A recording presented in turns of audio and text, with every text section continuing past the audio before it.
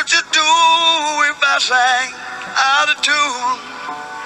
Would you stand up and walk out on me? Lend me your ears and I'll sing you a song. I will try not to sing out of key. Oh, baby, we are talking about Kevin and Wendy and that kid everybody thought was Marilyn Manson. We are talking about value picks in this year's fantasy football draft, and we are probably going to go through rounds. I mean, first 3 rounds are kind of chalk, and we're going to let them go. We're going to go through rounds 4 through 10 on these value plays, and then we're going to get in some sleepers coming at you tomorrow with rounds 11 and on. All right, so we're going to kick it off here. We're going to go with Davante Adams for the first value play, and I know he's getting drafted in the 4th round, but he's currently getting drafted as the 21st wide receiver, and he finished as a top 10 9th in PPR specifically last year. I mean, we were talking about him getting drafted behind the likes of Sammy Watkins, which is absolutely gross. How are you going to draft Sammy Watkins? Bummed up Sammy Watkins, always hurt, playing with Tyrod Taylor, not Aaron Rodgers. Sammy Watkins over our boy Davante Adams. Also guys like Alshon Jeffrey, Keenan Allen, and even DeAndre Hopkins, who had a really down year last year. I mean, you're hoping for a bounce back year out of DeAndre Hopkins, even close to what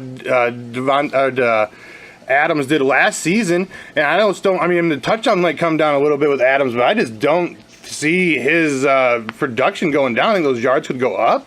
And I think the catch and the yards can go up. I feel like touchdowns is going to go down. He had, 12 last year, and he had less than 1,000 yards on the ceiling. I think he's going to go over that mark, but I think he'll more be in that 7 to 8 touchdown range. But even with that said, I feel like he is going to be on the field every single play. You're going to have Aaron Rodgers still throwing it to him. And I think where he's currently getting drafted as the 21st wide receiver, I think he's easily a top 15 play. And if you're sewing him up as your 2nd or 3rd wide receiver on your team, I think he's going to bring tremendous upside from where you draft him. I mean, even getting drafted 2 full rounds after guys like Dez and Cooper is kind of a slap in the face. I mean, I'll take some action on Davante Adams going to outscore either Dez or Cooper on this fantasy season. You can get him 2 whole rounds later. Another couple guys you can score in the 4th, which have some pretty good value, is Landry and Crabtree. Landry is a PPR reception machine, and Crabtree's had 17 combined touchdowns the last 2 seasons, so that's pretty good value. Yeah, and Crabtree once again 2 behind Cooper, and he's outscored Cooper back-to-back seasons here. All right, Jamison Crowder last year, very respectable, finished as a 25th wide receiver in PPR. This is a guy whose production is only going to go up. When you're thinking Deshaun Jackson is out of town, Pierre Garçon's out of town, once again, Kirk Cousins is looking for that long-term deal, not looking like he's going to get it, so this is his year again to shine. I think Crowder and Pryor are going to put up big years, and we could be talking 100-catch Jamison Crowder.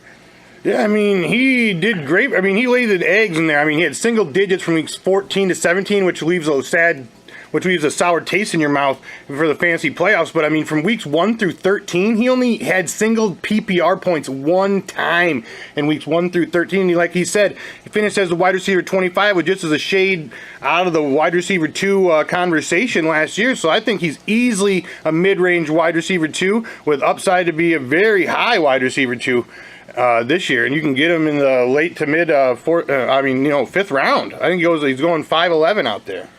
Yeah, another guy's going about the 5th round, and Julian Edelman. I know Brandon Cooks is coming into town, but I really don't think that really hurts Cooks' value that much. When we're talking, Cooks is a guy who's going to spread the field, and Julian Edelman is just going to eat over the middle and get you those 7 to 8 catches a game. I think he's very solid wide receiver too. And once again, if he's getting drafted in the 5th round, that's all you can ask for. Oh, yeah. If you can get, very safe play in that 5th round for your wide receiver too. If you've gone a little running back or even drafted your quarterback in those other first 4 rounds, and he is a very safe play. Another safe play, getting drafted even later in the 7th round, is Emmanuel Sanders. And we're talking about a guy who has had 76 in 2015, he had 76 receptions for over 1,100 yards and 6 touchdowns with 400-yard games. And last year, just a little bit worse with 79 for just over 1,000.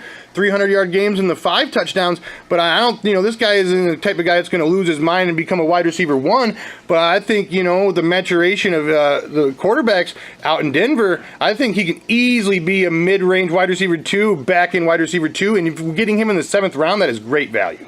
Yeah, and you're going to have to look at, the Simeon competition with Paxton Lynch.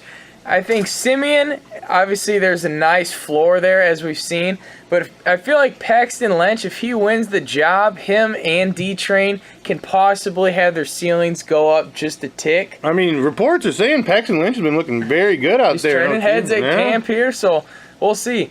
Another guy, and Cameron Meredith for the Chicago Bears, he finished as a top 12 wide receiver. So we're talking a wide receiver 1 in 5 different weeks last year. Yeah, in 12-team leagues, he finished as wide receiver 1 5 times. He had really big weeks, 5 and 6, which is 2 of those weeks. And he finished the season. The last 4 weeks of the season, he finished strong for the dog shit Chicago Bears. He went out there and got you 28 receptions for 372 yards and 2 touchdowns in the last 4 weeks for the Bears. I mean, my goodness, the guy had 400-yard games last year. Alshon only had 1 for the Bears. I mean, we're talking this guy could, easy wide receiver 2 production. I mean, minimal high-end wide receiver 3 production. We're talking about the 8th round. Yeah, Alshon's out of there, so you don't have to worry about that. So we're talking the only guy pushing up for him as the number 1 Bear receiver is Kevin White. Victor Cruz and Kendall Wright, but I don't think those guys are really... Realistically, those guys are nothing. The only highest potential is Kevin White, and with that said, Kevin White hasn't even played like a quarter of his games in his career. Yeah. I think Meredith is a very, very, very solid option. Like a Nunwa, too. They're going to be number 1 guys on bad teams, and they could be getting a lot of targets here. Yeah, I mean, Mike Glennon's probably going to be, the starter for the Bears, at least for the majority of this season. And when he played his rookie season, that's like the only thing we really got to go off from Mike Glennon. But he really dialed in on some Vincent Jackson his rookie season. So if he's looking to dial in on his number 1, and we think his number 1 is going to be Cameron Meredith could easily go out there, probably get you, we're talking 80, maybe 1,000, and 7 or 8 touchdowns, cap it off. But that is very sexy wide receiver 2 production. Especially that deep. Oh, 8th round? Another guy we're talking very deep. We're talking what? 10th round? Adam Thielen here? 10th round. This guy is getting no respect whatsoever. He almost had 1,000 yards. He put up 967. Had a couple huge games in there. But down the stretch, he was truly the possession receiver for Sam Bradford.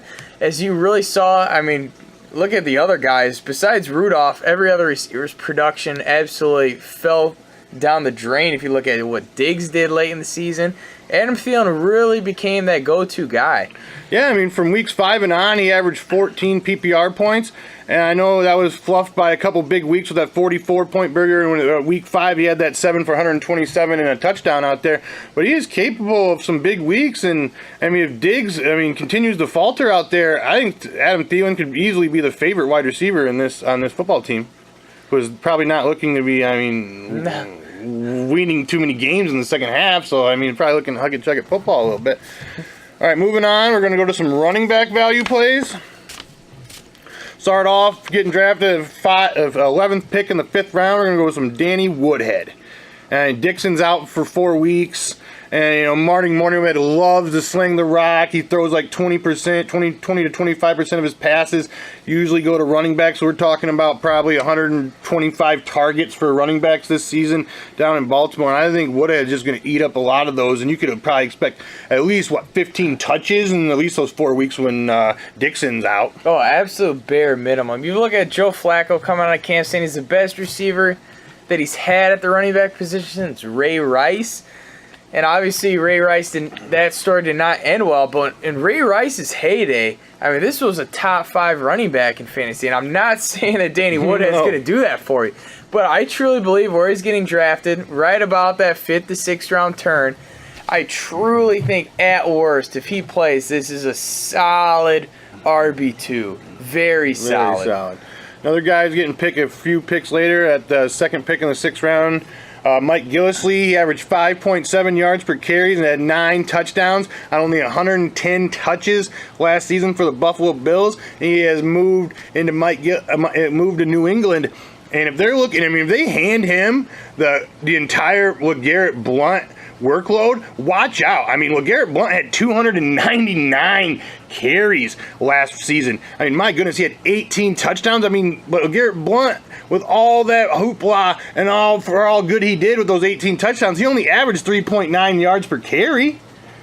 I mean, Gillislee can go in there. I mean, I'm saying he's going to do 5.7 if he can, gets 3 times as much work. I mean, he'll be right in the middle. He'll be about that, 4.3 to 4.4. Yeah, if he can get that 4.5 or up a little bit, I mean, we're talking if he can get 250 carries. I mean, watch out. We could talk about low-end RB1 Mike Gillislee. I think you got to temper expectations on the touchdowns. I mean, Blunt's 18 is just absurd. Yeah. I feel like if you can hit double digits with Gillislee, I feel like that is an absolute win. If we're talking 6th round, once again, I feel like an extremely solid RB2 with some legitimate back-end RB1 upside if he stays healthy. Oh, if they come out and say that he is going to be getting the 1st and 2nd down work, I don't see any way he doesn't at least finish as a mid-range RB2. All right, another guy going a couple picks later at the 4th pick in the 6th round, Coleman. He's kind of the second fiddle in that running back committee, but he does get it done. The Atlanta Falcons do score a lot of points. He turned 149 touches into 191 PPR points last year, and that's about 1.3 or so yards per points per touch, and that's pretty much getting it done. Yeah, he only played 13 games due to injury, but in 8 of those 13 contests, he got you double-digit PPR points. So if you're looking for a no running back technique, I think these guys that we've all listed so far, if you scoop up multiple of them, I think you're going to be looking awfully good, especially with some legitimate upside with Coleman. If for any reason Freeman does go down or miss a week or two, I think he is plug and play top 10. Oh, yeah. If Freeman, for some reason, is not on the football field, Coleman is an instant RB1. A few more running backs kind of touch on here. Dalvin Cook, who's going about the mid-6, and I think he's going to win that starting job. I think it's going to be a very easy win, really. Yeah. I mean, every single report you look at down the timeline here, it's just Dalvin Cook is pulling away from this, especially with Latavius Murray still banged up. He's not getting in that offense, even though they did pay him big money. Cook is far more athletic and far more versatile when it comes to getting involved into the passing game. They traded up to get him, so apparently they traded up to get him, and like we said, I feel like the Vikings are going to be down. So with that said, you're going to get your best receiving back out there, and Cook has tremendous hands and is truly a touchdown waiting to happen on every single play. I mean, everybody. This is going to throw some shade on Latavius Murray. I think I read something the other day that said everybody on Oakland had over 5.5 yards per carry, except for Latavius Murray. So, I mean, apparently he's just kind of he's on stand-up runner, wait for the hole. Lamar Miller type, just kind of plodding out there. He's just living and dying off his pure volume of workload, and if he stops getting it... 1-yard touchdown. Yeah. And if he stops getting those things, and Dalvin Cook shines in preseason, I look for this job to be absolutely his. And another guy going late 6th, early 7th, we got some Paul Perkins, and I'm not really on that giant running back. Yeah, I feel like his ceiling is pretty well capped, but then again, he is the starter for a very good offensive football team, so maybe he gets involved a little bit more. They did not draft really running backs. No. This is his job completely. So maybe just on volume, even though he only might get 12 carries a game or so. I mean, my goodness, if this guy's on the field for majority of snaps for the New York Giants, I mean, you gotta be thinking he at least finishes as a back-end RB2. That's just ridiculous. I mean, he has to finish the top 24 running back. Yeah, You'd think. my God. I mean, there's no other guy there. He does not have Especially if he's catching a few balls. He still does not have an NFL touchdown. Yeah. But neither did Melvin. Well, yeah, neither did Melvin Gordon his rookie year, but I feel like Melvin Gordon was drafted way higher than Paul Perkins. A little bit, all right. Little Kareem Hunt. mid-8th round. You know, I just believe that, I don't know if it's going to happen by week 1, but during mid-season somehow, Kareem Hunt's going to be the workhorse for this Kansas City offense. I feel like he has to. Spencer Ware, I mean, what he got? He's 7 catches week 1 and didn't see over 3 the rest of the season. Those dudes are middling bums if I've ever seen middling bums. And if Kareem Hunt can show any bit of shine out there, I think Andy Reid is smart enough to let him put him out there on the football field. All right, we'll just do one quarterback play here quick. One guy that we absolutely are falling in love with, especially for his 9th round value. We're talking famous Jameis Winston. You already got Mike Evans. I mean, you got some real nice boys coming in like Deshaun Jackson. You got O.J. Howard. I think they're going to be absolutely slinging it. And we could be talking Winston like a top 7, top 8 quarterback by the time it's all said and done. I mean, besides kind of the Panthers, he lives in a clanging and banging division, you know, the Saints and the Falcons out there, so they're going to probably be forced to keep up in a lot of these football games. And I'm just feeling the Jameis Winston in that mid to late 9th this season. He's been creeping up. He was going like the 11th or 12th or about a month ago. We had some tank reviews out there getting up on him a little early.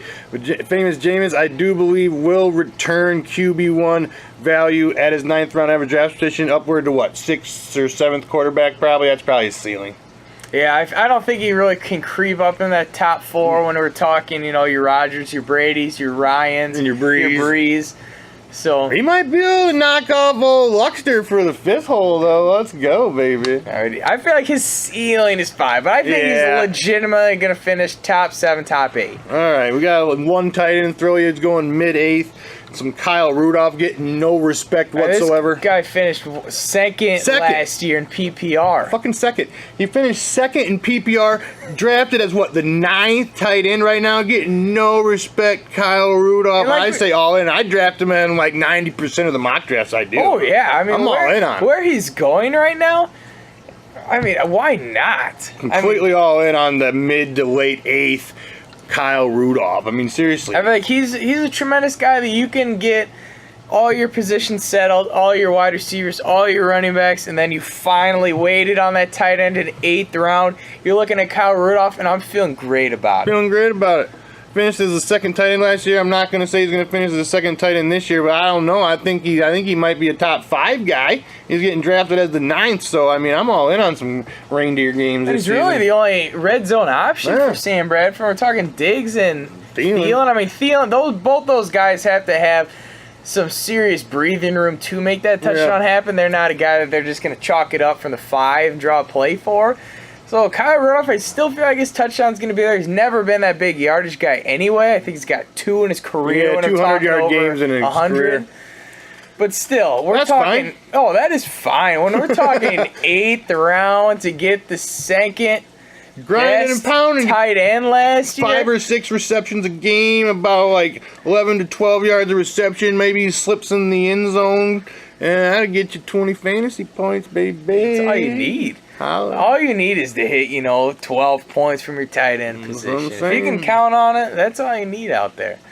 All right, thanks for watching, and subscribe below if you like what you hear out there, people, and leave us some comments or questions, wherever you like. We fully dig it. We will hit you up with them sleepers very soon, so make sure you tune in for that. The sleepers, we're talking guys in double-digit rounds, probably 11 and up here. Once again, these values were the top 10 rounds. So let us know what you think. Leave a comment, subscribe, all that good stuff.